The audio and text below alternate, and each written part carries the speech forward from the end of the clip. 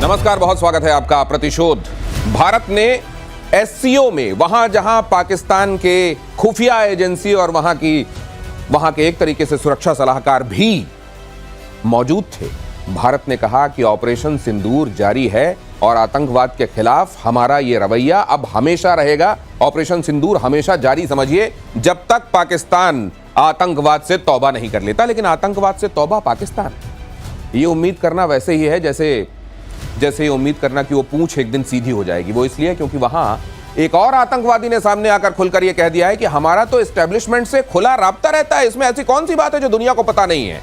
इसके अलावा क्या हो रहा है इजराइल ईरान फ्रंट पर, क्या सीजफायर पूरी तरीके से लागू है? अगर नहीं तो ये इशारा क्या कर रहा है? क्या हो रहा है रशिया यूक्रेन के फ्रंट पर, और उधर प्रतिशोध की स्थिति कहां तक पहुंची है आपको बताऊंगा। लेकिन पहले ये खबर देखिए, उसके बाद अपने मेहमानों से परिचय कराता हूं, उनसे भी बातचीत होगी। ईरान ने एटमी प्लान शुरू किया तो फिर से हमला करेंगे, कहा अमेरिका ने। नेटो समिट में मीडिया से बोले डोनाल्ड ट्रंप ने ईरान पर बमबारी और हिरोशिमा पर परमाणु हमले की तुलना की। ईरान के एटमी साइट्स पर अमेरिका ने किया था अटैक, न्यूक्लियर प्रोग्राम से हटने के लिए तैयार नहीं है वो, कहा ट्रंप ने। न्यूक्लियर प्रोग्राम से ईरान अगर नहीं हटता और आने वाले दिनों में अपना न्यूक्लियर हथियार बनाने का सपना छोड़ नहीं देता तो फिर से हमला करेंगे, ट्रंप ने कहा। हालांकि कुछ बातें ऐसी हैं जो ट्रंप कह रहे हैं और इजराइल कह रहा है, उसमें विरोधाभास भी दिखाई दे रहा है। जैसे इजराइल ने बहुत स्पष्ट ये कहा था कि हम रिजीम चेंज करा के ही इस बार दम लेंगे, लेकिन यहाँ ट्रंप कह रहे हैं कि रिजीम चेंज कराने का हमारा कोई मकसद नहीं, क्योंकि रिजीम चेंज कराने में बड़ी अफरा तफरी और अनारकी होती है, बड़ी अराजकता होती है। ईरान के पास बहुत तेल है और उसका भविष्य बड़ा उज्जवल है। ये अलग अलग तरीके का राग क्यों है? इस मामले में एक जैसी बातें दोनों तरफ से क्यों नहीं की जा रही हैं? एयर मार्शल पीके श्रीवास्तव मेरे साथ मौजूद है और ये आ गए major Gaurav Arya. Welcome sir. और यहाँ जो बात मैंने अभी बताई, ट्रंप कह रहे हैं, नेटो का मंच था, ट्रंप ने कहा कि अगर ईरान फिर से न्यूक्लियर बनाएगा तो हम फिर से मारेंगे। ये कहकर उन्होंने क्या बताने की कोशिश की? देखिए, कुछ नहीं, ये ट्रंप ने जल्दबाजी कर दी सीजफायर में। अब ट्रंप को उसी के इंटेलिजेंस वाले कह रहे हैं कि सर, जो आपने बोला था ना कि इतना नुकसान हुआ है, शायद इतना नुकसान नहीं हुआ है। शायद 400-450 किलो एनरिच्ड यूरेनियम गायब है, शायद कुछ सेंट्रीफ्यूजेस भी गायब हैं, और शायद आपने सिर्फ ईरान के प्रोग्राम को कुछ महीने डिले करा है। आप ये मत सोचना कि आपने परमानेंटली खत्म कर दिया। तो अब ट्रंप को आ रही है डकार। इतनी सी बात है, डकार है। ये तो इतना लेट रियलाइजेशन क्यों है? ये तो कह रहे थे कि हम एनालाइज कर रहे हैं कि हमने कितना नुकसान किया है। वहां के तमाम अखबार, वॉशिंगटन पोस्ट से लेके न्यूयॉर्क टाइम्स से लेकर कह रहे थे हम एनालाइज कर रहे हैं कि हमने कितना नुकसान किया है। तो जाहिर है एनालाइज करने के बाद ही उन्होंने सीज फायर का ऐलान किया होगा ना? नहीं, ट्रंप कुछ एनालाइज नहीं करता। ट्रंप को ऐसा लगता है कि मैंने बोल दिया तो बात हो गई। इसने इजराइल को रोका। इसने सबसे ज्यादा, ट्रंप ने जो नुकसान करा है इजराइल का करा है, क्योंकि आपने अटैक भी करा, आपने हमला भी करा, आपने अपने वो GBU 57 भी मारे, और उसके बाद आपने एक सीजफायर भी कर दिया। और आपके ऑब्जेक्टिव क्या था? सिंपल सी बात है, हर एक युद्ध के सर बैठे हैं, मेरे काफी सीनियर हैं, सर बताएंगे हर एक युद्ध का एक ऑब्जेक्टिव होता है कि भाई हम इस ऑब्जेक्टिव से लड़ाई लड़ रहे हैं, हमें ये चीज हासिल करनी है। जैसे ऑपरेशन सिंदूर का ऑब्जेक्टिव था पाकिस्तान को सजा देना, राइट? ये उसका ऑब्जेक्टिव था। अब आपका ऑब्जेक्टिव मिडनाइट हैमर का क्या था? मिडनाइट हैमर का ये ऑब्जेक्टिव था कि ईरान को न्यूक्लियर जो उसकी फैसिलिटी है उसको बर्बाद कर दो। तो इनको यही लगा एक बार कि हो गया ये। तो ये एक बार लगा साहब, ये तो president of the United states के लेवल पर नहीं होना चाहिए। ये क्यों लगा फिर? ये क्यों? इसका एक पहलू और भी हो सकता है, क्या? जो गौरव कभी कभी बताते हैं, ये पहलू हो सकता है कि इसको लग गया, खत्म भी हो गया, लेकिन लोगों को मजा नहीं आया। BBC वगैरह ने कहा अभी पिटाई अच्छे से नहीं हुई, अभी तो होनी शुरू हुई थी और पिटाई करवाएंगे। क्या ये मीडिया देखने के बाद ये एनालाइज करते हैं? देखने के बाद सवाल ये है कि इनका अपना तंत्र क्या कर रहा है, ये बड़ी बात है। मैं आपके पास आ रहा हूं सर, ये खबर बताने के बाद कि ईरान के एटमी प्रोग्राम को लेकर बड़ा दावा हो रहा है।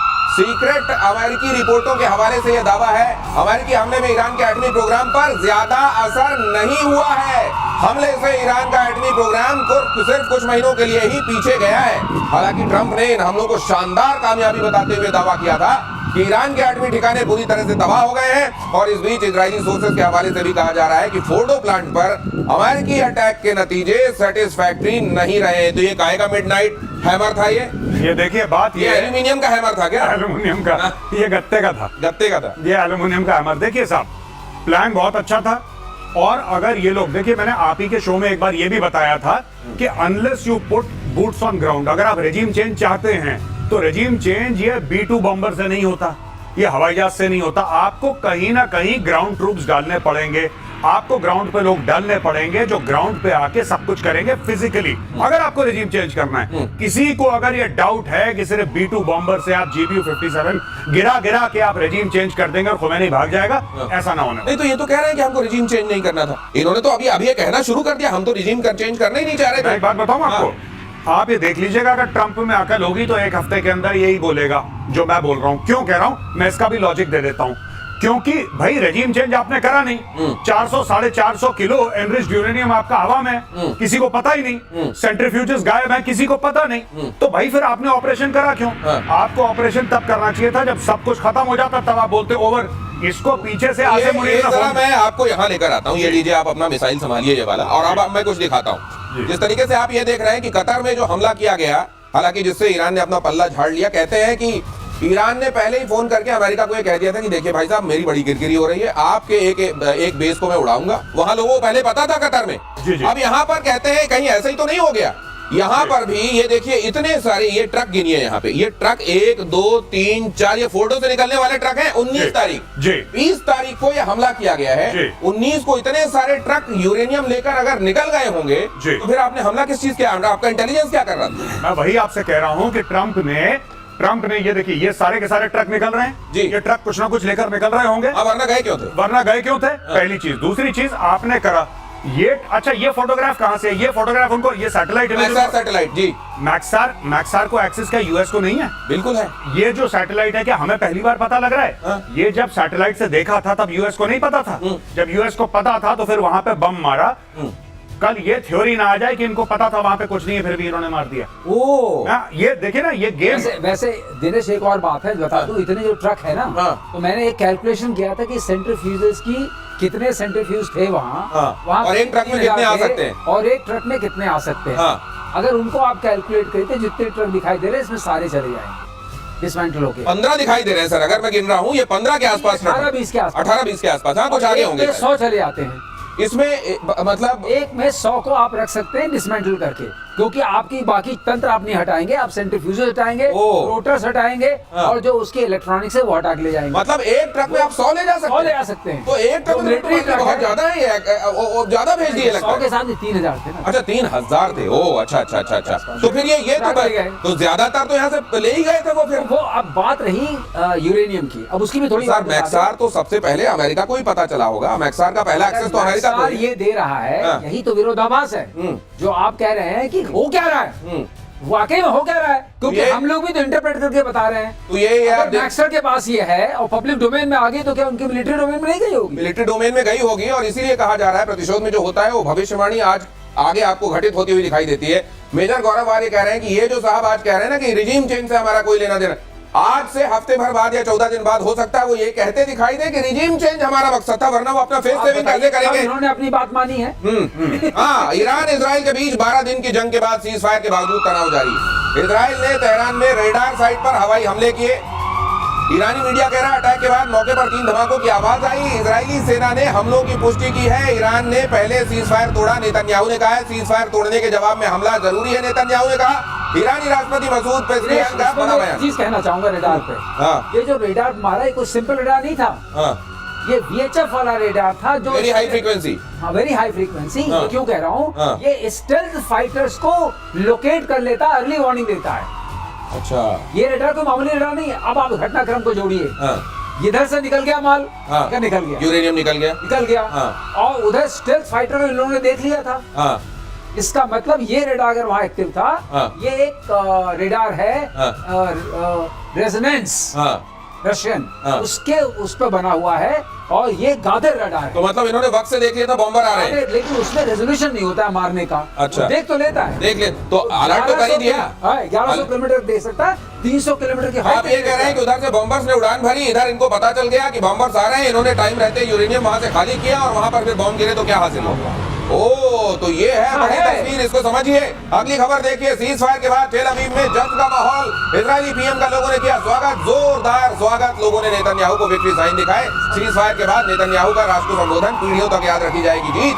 बोले अगर ईरान पर कार्रवाई नहीं होती तो इजराइल को विनाश के खतरे का सामना करना पड़ता। देखिए ये बात तो तय है कि जो आज होने वाला था उसको कुछ महीनों या कुछ समय के लिए टाल तो दिया है इजराइल ने, लेकिन इजराइल इस बात से बड़ा नाखुश होगा कि एक अमेरिका गया भी और उसने काम, एक तो एहसान का बिल भी फाड़ दिया, काम भी नहीं किया, दूसरे रिजीम चेंज को लेकर क्लियर मना भी कर रहा है कि हम रिजीम चेंज के तो ऑब्जेक्टिव ही नहीं था। भाई हम बार बार दिनेश भाई क्या बात करते हैं, इंटेंट और कैपेबिलिटी की बात करते हैं जी। आपने कैपेबिलिटी उनकी ज्यादा डैमेज नहीं करी, इंटेंट उनका वैसे का वैसा ही है, तो आपने हासिल क्या करा? अब इसका एक ही तरीका है, एक तरीका है कि इस बार ईरान के अंदर जाओ और फिर काम या तो मत जाओ, या तो मत जाओ, और अगर जाओ तो फिर काम पूरा करके आओ, ये आधा अधूरा काम छोड़ के मत आओ कि वहां पे आसिम मुनीर ने फोन कर, अरे सर आप नोबेल प्राइज वाली बात भूल गए क्या? अच्छा सीज फायर, अरे मुझे तो नोबेल, ऐसा मत करो। अगर आप ऑपरेशन कर रहे हैं इस बार, और मैं एक और बात बता दूं, जी। ये जो सो कॉल्ड सीज फायर है जी। अभी फिर से एक बार भयानक युद्ध भड़केगा, इजराइल नहीं छोड़ेगा 100%। अच्छा। कई लोग खुशियां मना रहे हैं, कई लोग खुशियां मना रहे हैं, और पाकिस्तानी तो बहुत, जैसे कि वही ऑपरेशन सिंदूर में जूते खाने के बाद फिर पाकिस्तानी खुशी मना रहे हैं, तो ईरान के लिए भी पाकिस्तानी खुशी मना रहे हैं। मैं सिर्फ एक बात ये कह रहा हूं कि इजराइल फिर से ठोकेगा ईरान को बुरी तरीके से, और अमेरिका को आज नहीं तो कल नहीं तो परसों इसमें आना पड़ेगा, ये इनकी मजबूरी है। और उसका भी कारण मैं आगे बताऊंगा। ये जो सिग्नलिंग कर रहा है ना चाइना को ट्रम्प, ट्रूथ सोशल पे डाल रहा है कि चलो तुम ईरान से तेल खरीद लो, आपने देखा होगा कि बेटा तुम जाके, अरे चाइना तुम्हारी परमिशन ले रहा है तेल खरीदने से पहले, 1.8 million barrels a day, 90% of Iran export of oil goes to China. China आपकी परमिशन कब मांग रहा है ट्रम्प साहब? चाइना तो खरीद रहा है धड़ल्ले से। ये कह रहे हैं कि तुम ईरान से खरीदो, भाई मुझसे भी खरीद देना। अच्छा, ये उस तरह की बात हो गई। अपना बिल फाड़ रहा है, ये आपने एक तो अपना बिल फाड़ रहा है और साथ में ये भी कह रहा है कि आज मैं सूर्य को पूर्व से उगने की इजाजत देता हूँ। पूछ कौन रहा है आपसे? सीज फायर के बाद ईरान में भी जीत का जश्न, तेहरान में लोगों का सड़कों पर जश्न, पोस्टर बैनर झंडे लेकर सड़कों पर उतरे लोग, इजराइल को युद्ध में हराने का दावा। ये देखिए, मैं ये सोच रहा हूँ कि हारा कौन है इस युद्ध में? नहीं, देखिए मैं एक बात बताऊं आपको, ये बिल्कुल पाकिस्तानी चीज हो रही है ईरान के अंदर। हर जगह पोस्टर लगवा दो, ईरानी कह रहे हैं हम पे हमला हो गया, ईरानी हर जगह गिड़गिड़ा रहे हैं, यूनाइटेड नेशंस में कह रहे हैं कि रोको रोको रोको, सब जगह रोको रोको, हाथ पैर जोड़ रहे हैं, फिर कह रहे हैं हम जीत गए। ये पाकिस्तानी ब्लड है थोड़ा बहुत इनमें, मैं बता नहीं, लेकिन मेरे को एक चीज लग रही है सर, नहीं है, नेबर का असर है। मैं एक ऐसे लड़के को जानता हूँ जो फेल हो जाता था, सप्लीमेंट्री आती थी उसकी, तो जाके पड़ोसियों को पहले मिठाइयां बांटना शुरू कर देता था। मैंने पूछा क्यों? बोले मार्कशीट देख लेना शुरू कर दे। ये अगली खबर देखिए, सीज फायर के बाद इजराइल के सुरक्षा मंत्री का बड़ा बयान, इजराइल को दुश्मनों के खिलाफ नर्क का दरवाजा खोल देना चाहिए। मतलब